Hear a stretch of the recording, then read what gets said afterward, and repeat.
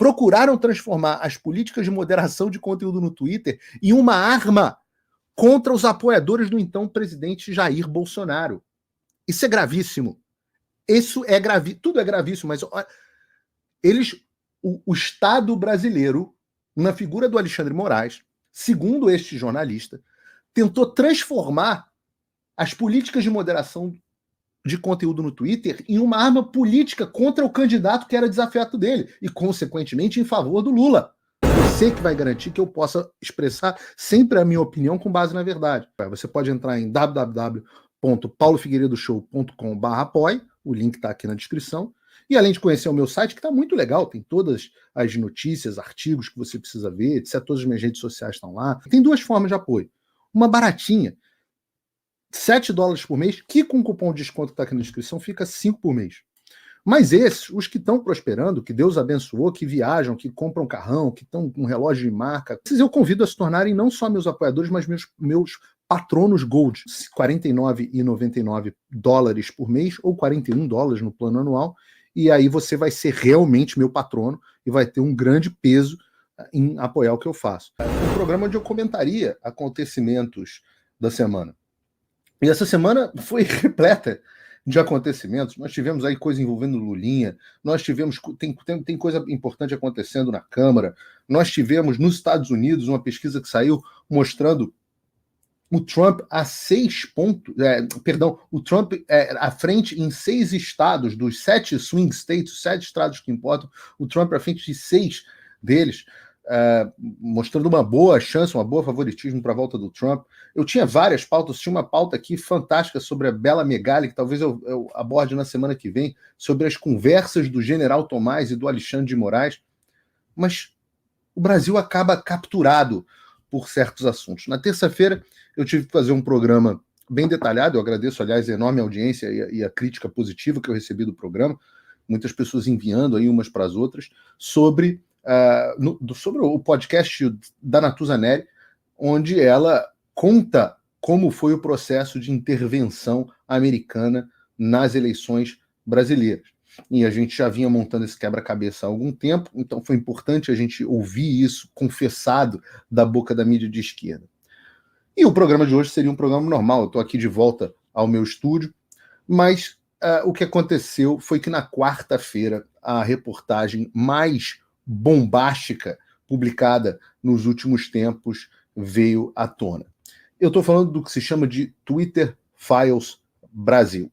E é importante, eu quero abrir os Twitter Files Brasil, mas eu quero contextuar, porque muitas vezes a gente que é jornalista, a gente acha que as pessoas estão prestando atenção em tudo, sabem tudo que está acontecendo. E muita gente não sabe o que foram os Twitter Files. Então, o que é file em inglês é arquivo, e o Twitter Files, então, foram os arquivos do Twitter. Eu não sei se vocês lembram que em 2022, quando o Elon Musk anunciou que ia comprar o Twitter, houve um certo desespero geral na esquerda. Um desespero muito grande. Todos os veículos de mídia começaram a ter faniquitos a esse respeito. O Elon Musk começou a ser visto como um cara de extrema direita e por aí vai. E a pergunta que a gente sempre tinha era o que era esse medo dele comprar o Twitter? E aí, imediatamente, quando ele avisa que vai comprar o Twitter, vocês reparam que há uma mudança muito grande, os perfis de direita disparam, os perfis de esquerda diminuem. E quando o Elon Musk adquire a empresa, ele percebe que o buraco lá era muito mais embaixo. Ele chega a dizer que o Twitter não era uma empresa de mídia social, mas uma empresa de ativismo ideológico. São declarações que ele já deu múltiplas vezes. Pois bem, ele, ao adquirir a empresa, divulgou documentos internos do Twitter, mostrando que os governos influenciavam, agiam muito fortemente, muito pesadamente no Twitter para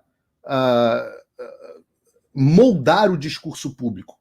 Em resumo, censurando as opiniões de direita e promovendo, catapultando as opiniões de esquerda.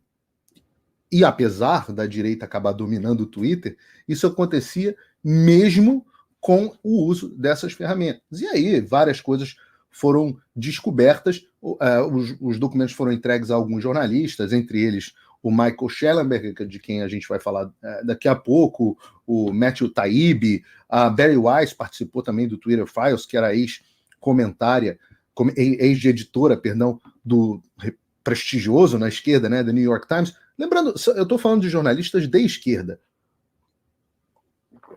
Pois esses jornalistas de esquerda divulgaram esses documentos nos chamados Twitter Files. Isso foi uma bomba aqui nos Estados Unidos, porque comprovou a suspeita de que muitas pessoas tinham, de que a esquerda, de fato, de que os governos e os seus agentes de esquerda trabalhavam para censurar o conteúdo conservador. E a gente sabe que isso é verdade. Né? A gente sabe que aqui no YouTube o meu alcance é muito mais baixo do que deveria ser, do fio diário é a mesma coisa. Aliás, é por isso que é importante que, se você não curtiu o vídeo, você ainda curta, porque isso dá uma prejudicada nas tentativas deles de censurarem o nosso conteúdo. Mas a gente sabia que isso acontecia, o tal do shadow ban, que eles diziam que era mentira, a gente via que acontecia. E nos Estados Unidos foi percebido que agentes do governo trabalhavam informalmente, debaixo dos panos, sugerindo que o Twitter, YouTube, e outros também, YouTube, Facebook, Meta, etc., removessem determinados conteúdos. Tudo em combate à desinformação, tudo em nome do combate à desinformação. E a gente viu o papel gigantesco que aquela pandemia do vírus chinês teve a respeito desse assunto.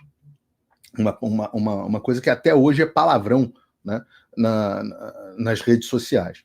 Então, depois que a gente viu como é que isso acontecia, isso foi uma bomba aqui nos Estados Unidos, porque foi uma comprovação de uma alegação que a direita fazia há muito tempo, mas que a gente não tinha elementos.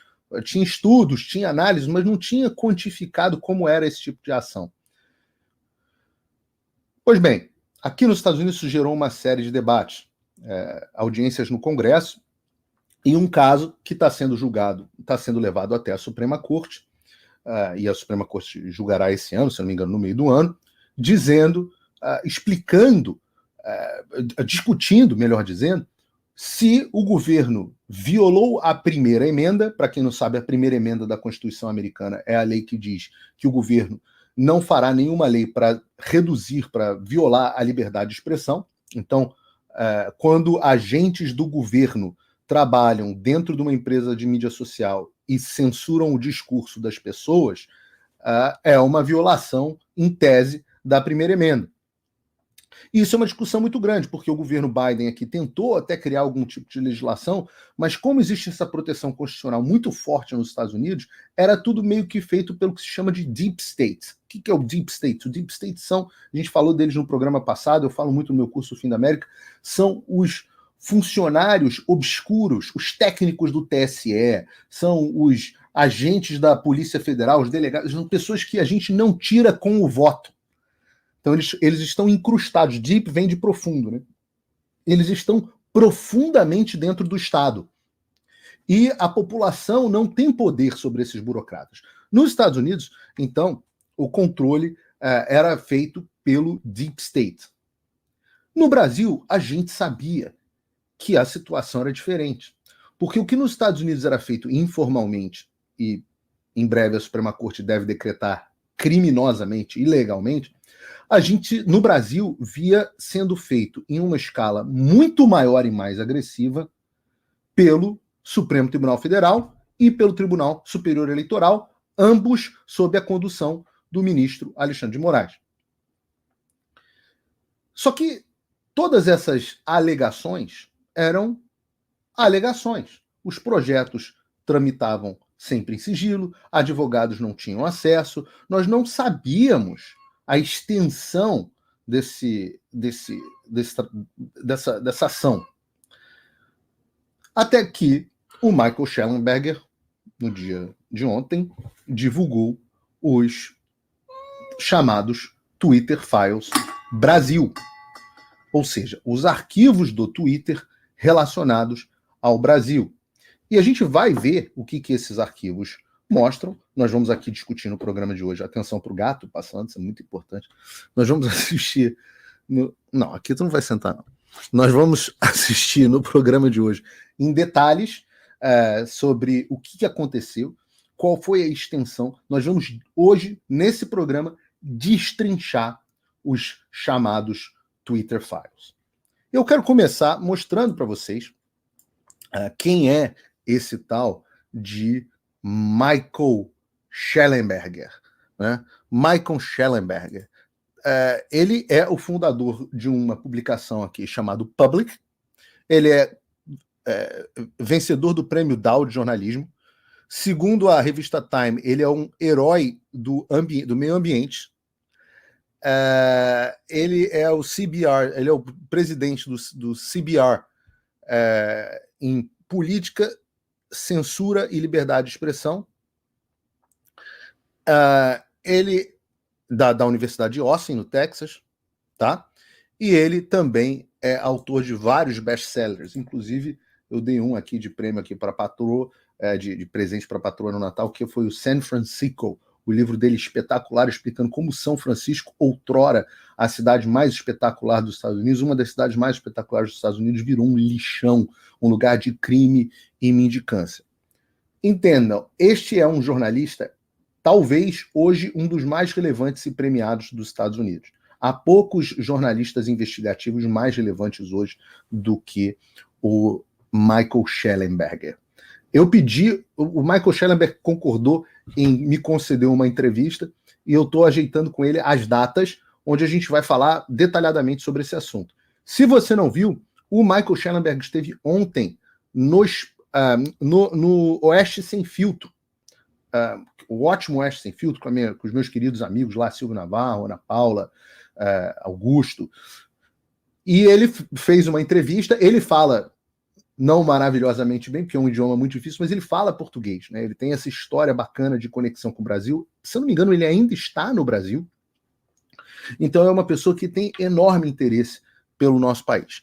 Pois bem, apresentado quem é ele, além dele, só para vocês verem, o primeiro item do Twitter dele, está aqui até alfinetado aqui, com pin, os Twitter Files Brasil, que ele escreveu em a parceria com o David Agape, que vocês conhecem porque já esteve aqui no Paulo Figueiredo Show algumas vezes, e com o Eli Vieira Júnior, né, que eu não conheço, mas quero conhecer.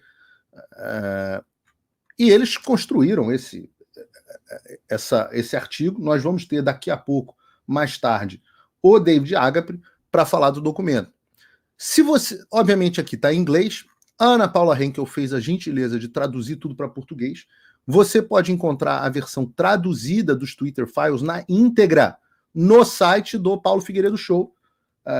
Se você é assinante do Paulo Figueiredo Show, você inclusive vai receber hoje por e-mail o artigo. Mas ele está aqui. O importante é que você pode entrar no site do Paulo Figueiredo Show e ele está aqui. Então, aqui, os arquivos do Twitter, tradução da gravíssima matéria, bababá, o que a Ana Paula disse. Vamos começar aqui. O Brasil está envolvido em uma ampla... Porque essas são palavras de jornalistas americanos, não são mais palavras nossas. Vamos ver aqui. O Brasil está envolvido em uma ampla repressão à liberdade de expressão liderada por um juiz da Suprema Corte chamado Alexandre de Moraes. Palavras do Michael Shellenberger. Moraes colocou pessoas na prisão sem julgamento por coisas que postaram nas redes sociais. Ele exigiu a remoção de usuários das plataformas de mídia social e exigiu a censura de postagens específicas, sem dar aos usuários qualquer direito de recurso ou mesmo o direito de ver as provas apresentadas contra eles. E eu sei disso porque eu passo exatamente por isso. Agora, os arquivos do Twitter, divulgados aqui pela primeira vez, revelam que Moraes e o Tribunal Superior Eleitoral, que ele controla, estavam envolvidos em uma clara tentativa de minar a democracia do Brasil. Veja, esses caras que dizem que estão salvando a democracia, prêmio Salvador da Democracia do Ano, não sei o que, blá, blá, blá, blá, segundo o Michael Shellenberger, segundo os documentos obtidos pelo Michael Shellenberger, ele está em uma clara tentativa de minar a democracia no Brasil. Ele diz aqui que eles exigiram ilegalmente que o Twitter revelasse detalhes pessoais sobre usuários do Twitter que usaram as hashtags que ele não gostou das hashtags, então ele quer os detalhes de quem usou as hashtags. Exigiram acesso aos dados internos do Twitter em violação à política do próprio Twitter. Exigiram que o Twitter violasse as suas próprias regras. Procuraram censurar unilateralmente postagens no Twitter de membros efetivos do Congresso brasileiro, deputados, parlamentares impedidos de falar nas redes sociais pelo Alexandre, nós sabemos disso, mas agora vimos detalhes, procuraram transformar as políticas de moderação de conteúdo no Twitter em uma arma contra os apoiadores do então presidente Jair Bolsonaro. Isso é gravíssimo. Isso é gravíssimo. Tudo é gravíssimo, mas o Estado brasileiro, na figura do Alexandre Moraes, segundo este jornalista, tentou transformar as políticas de moderação de conteúdo no Twitter em uma arma política contra o candidato que era desafiado dele e, consequentemente, em favor do Lula. Os arquivos mostram as origens da exigência do judiciário brasileiro por poderes de censura abrangente, o uso da censura pelo tribunal para interferência eleitoral antidemocrática e o nascimento do complexo industrial da censura, palavras dele, complexo industrial da censura, do Brasil.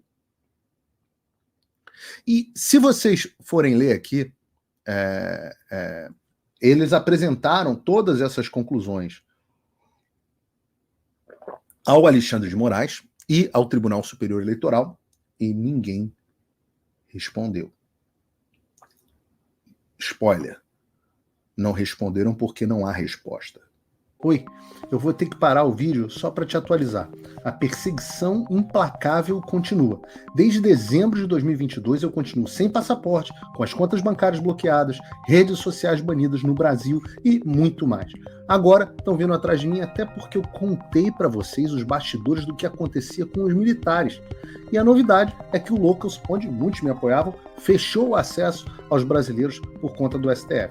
Então criei uma nova forma de você me apoiar diretamente. Você pode ser agora meu apoiador com uma pequena quantia por mês e ter acesso a vários conteúdos exclusivos, ou você pode agora também ser o meu patrono e passar a integrar comigo o meu grupo de elite, um grupo fechado de WhatsApp só para os patronos, além de fazer reuniões de Zoom mensais comigo para a gente discutir a situação do Brasil e do mundo. Se você quer que eu continue fazendo o meu trabalho, me apoia, use o link na descrição e eu garanto que eu vou continuar fazendo a minha parte.